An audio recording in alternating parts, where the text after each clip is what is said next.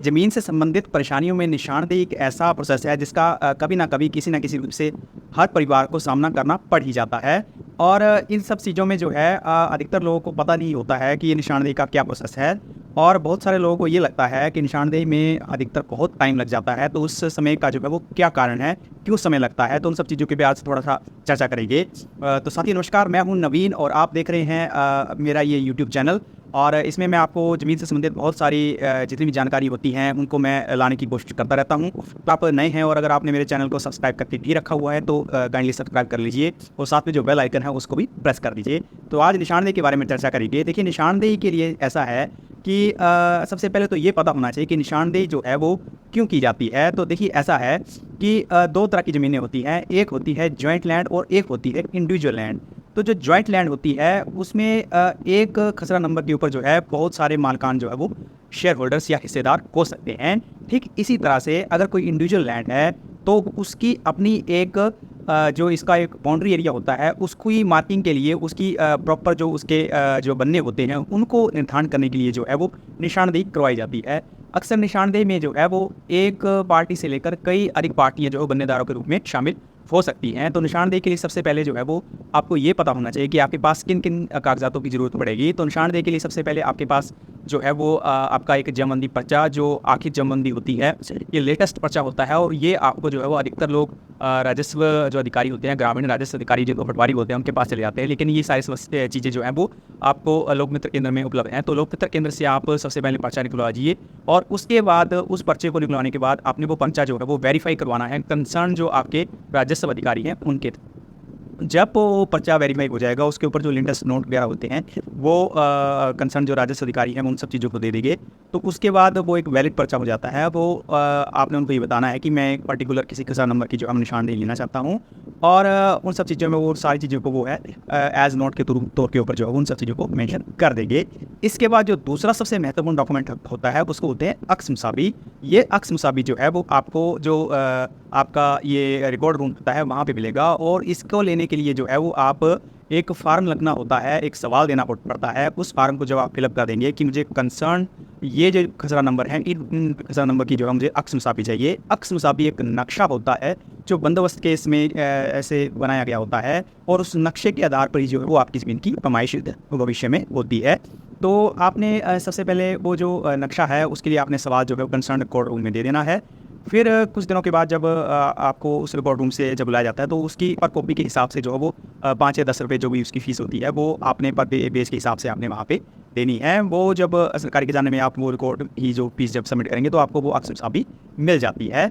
फिर उसके बाद जो है वो आपने एक एप्लीकेशन तैयार करवानी है जिसमें आपको ये पता होना चाहिए कि आपके जो बन्नेदार हैं वो कौन कौन हैं और उन सब चीज़ों में जो है वो आप एक एप्लीकांट के रूप में जो है वो उस एप्लीकेशन में शामिल होंगे।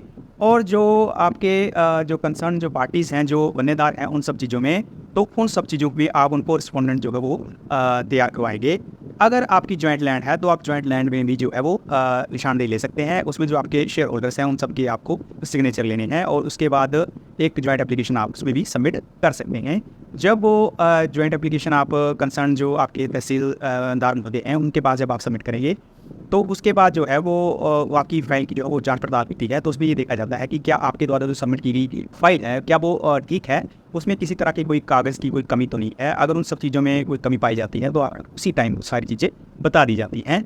और इसके बाद सरकार ने एक बड़ा अच्छा एक पोर्टल भी साथ में शुरू किया है। उसके ऊपर मैंने फेसबुक के ऊपर काफ़ी सारे वीडियोज़ डाले हैं। आप ऑनलाइन भी जो है वो निशानदेही के लिए अप्लाई कर सकते हैं। ऑनलाइन निशानदेही अप्लाई करने में आपको बेनिफिट ये रहता है कि जब आप उसको अप्लाई करते हैं तो उसके बाद आपको एक रेफरेंस नंबर मिल जाता है और उस रेफरेंस नंबर के ऊपर जो आप भविष्य में अपनी एप्लीकेशन को जो है वो ट्रैक कर सकते हैं। तो जब आपकी जो ये फ़ाइल है ये मार्क हो जाती है कंसर्न ओहदे से जो फील्ड कानून को है उनके लिए मार्क हो जाती है तो उसके बाद जो है वो कंसर्न जो फील्ड कानून को है उन सब चीज़ों में आपको एक पर्टिकुलर कोई डेट देते हैं और उस डेट के तहत जो है वो आपको उसकी जो है निशानदेही करके दी जाएगी। लेकिन उसके साथ साथ जो है वो सबसे पहले जितने भी आपके वादी और प्रतिवादी होते हैं उनको जो है एक नोटिस जारी की जाते हैं जिसको इतला बोलते हैं और उस इतला के थ्रू जो है ये बताया जाता है कि पर्टिकुलर इस डेट में जो है वो इसमें जो है वो कंसर्न जो है रेवेन्यू ऑफिशियल्स आएंगे और आपकी ज़मीन की जो फरमाइश होनी है, आपके बनने की फरमाइश होनी है, तो आप उसमें हाजिर रहिए। और इन सब चीज़ों में जो है वो जितने भी बंदेदार होते हैं उन सब की हाजिर जवाबी बनती है, ताकि जब भी मौके के ऊपर फरमाइश होती है तो उसमें किसी भी तरह की कोई परेशानी ना आए और सब लोग जो उसमें सम्मिलित हों। अगर फरमाइश के दौरान अगर किसी को कोई ऑब्जेक्शन है तो उसमें वो जब फरमाइश हो जाती है उसके बाद वो कंसर्न ऑफिशियल्स को जो है वो अपने बयानात रिपोर्ट करवा सकते हैं। और इसके साथ साथ एक चीज़ और बता दूं कि जब पैमाइश होती है तो बहुत सारे लोग जो हैं वो डिस्टर्ब करने लग पड़ते हैं कंसर्न रेवेन्यू अधिकारियों को। उनको अपनी पैमाइश आप करने दें, आपको भी बोलने का पूरा मौका दिया जाता है जब भी आपकी पैमाइश होती है। तो उसके बाद अगर आपको लगता है कि किसी जो एरिया के ऊपर जो है वो प्रॉपर पैमाइश नहीं हुई है या किस तरह की आपको कोई डाउट नज़र आता है तो आपके सारे डाउट क्लियर कर दिए जाएंगे। और इसके साथ साथ अगर आपको कोई ऑब्जेक्शन है, आपको वो निशानदेही मंजूर नहीं है, तो आपके ऑब्जेक्शन भी नोट होते हैं। अक्सर इस प्रोसेस में जब बयानात रिकॉर्ड हो जाते हैं तो उसके बाद ये सारी फाइल जो है वो कंसर्न रेवेन्यू जो अधिकारी आपके तहसीलदार होते हैं उनके पास आ जाती है।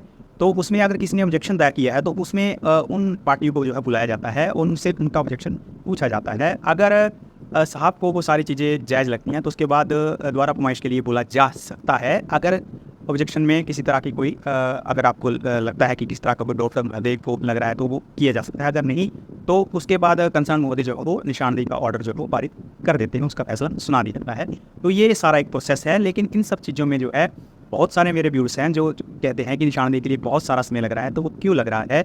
उन सब चीज़ों में मैं आपको 2-3 चीज़ें बताना चाहूँगा कि जब भी आप अपनी फ़ाइल लेते हैं तो कोशिश करें वो सारी फाइल जो कंप्लीट होनी चाहिए। उसमें किसी भी तरह का कोई अगर आपको कमी पेशी लगती है तो वो फाइल आप किसी रेवेन्यू ऑफिसर को पहले दिखला लें, उसके बाद सबमिट करें। अक्सर जब कागज़ों में कमी पेशी रह जाती है तो उन सब चीज़ों में जो है उसमें बर्बाद होता है।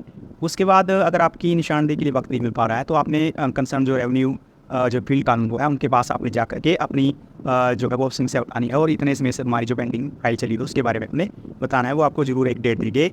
खड़ी फसलों के दौरान जो है वो निशानदेही होना थोड़ा मुश्किल हो जाता है क्योंकि उन सब चीज़ों में जो है वो फसल हार्वेस्टिंग का एक समय होता है। जब फसलों का कटान हो जाता है तो उसके बाद जो है वो निशानदेही कर दी जाती है। लेकिन आजकल क्या है कि ज़मीनी झगड़े काफ़ी बढ़ गए हैं, तो उन सब चीज़ों से जो है वो रेवेन्यू ऑफिशियल्स के ऊपर बहुत सारा एक प्रेशर होता है और एक दिन में कई निशानदेही जो वो रखी जाती हैं और उन सब चीज़ों में जो है लोगों के झगड़े भी बहुत सारे बढ़ते हैं। हर किसी से जो है वो सेटिस्फाइड नहीं होता है और बहुत सारे लोग जो वो अपील में चले जाते हैं और उन सब अपील में जाने के कारण ही वो सारी निशानदेहियाँ जो वो सारे मामला जो फंस जाते हैं।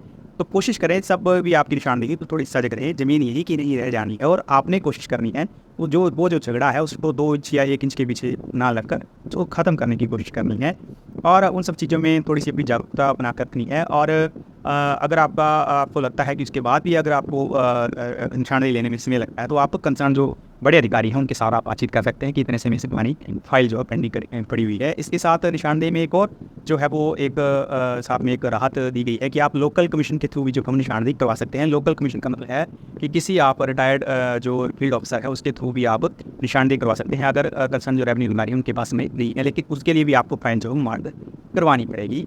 तो ये आपको मैंने निशानदेही के बारे में एक विस्तृत सरल जो है वो तरीका बताया और निशानदेहियाँ क्यों लेट हो रही हैं उसके बारे में मैंने आपको थोड़ी सी चीज़ भी बता दी। अगर आपने ऑनलाइन निशानदेही अप्लाई करके रखा है तो उसके बारे में जो जल्दी एक डिटेल वीडियो लाऊंगा और अगर आपने जो रेवेन्यू डिपार्टमेंट की एक वेबसाइट है उसका लिंक मैं जरूर डिस्क्रिप्शन बॉक्स में दे रखूँगा, उसमें आप जाकर के जो निशानदेही के लिए डायरेक्ट अप्लाई कर सकते हैं और उसमें जो आपको रेफरेंस नंबर मिलेगा तो उससे आप उस एप्लीकेशन को ट्रैक कर सकते हैं।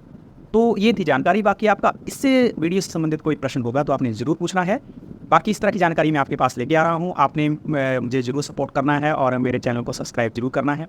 और अगर आप मुझे फेसबुक पर देख रहे हैं तो फेसबुक पे फॉलो जरूर करिए, मेरे वीडियो को शेयर जरूर करिए और कमेंट बॉक्स में आपको वीडियो कैसा लगा आपको जरूर बताइए। बाकी मिलता हूँ अगली जानकारी को लेकर एक नए वीडियो में, तब तक जय हिंद, जय भारत, जय हिमाचल।